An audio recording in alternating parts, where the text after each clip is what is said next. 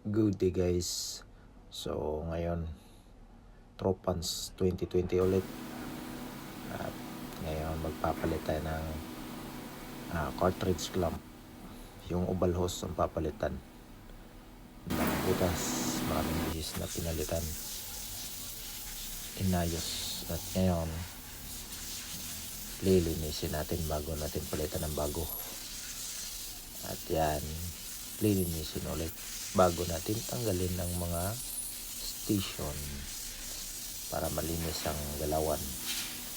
So, ayan, tapos sinanginan ko. Ayan, binaklas ko yung mga station, pati yung cartridge clamp.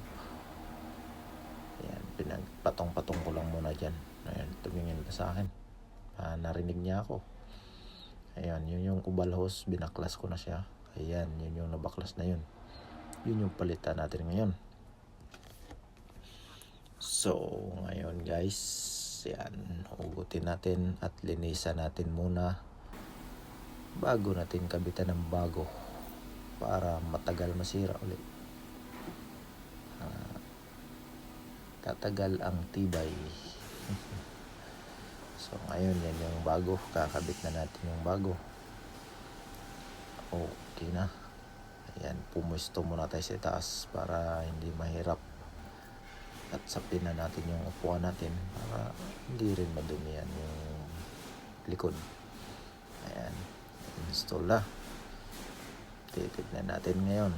Ayan, nanghingi muna ako ng open rinse sa filter natin. So yun, nakabit ko na.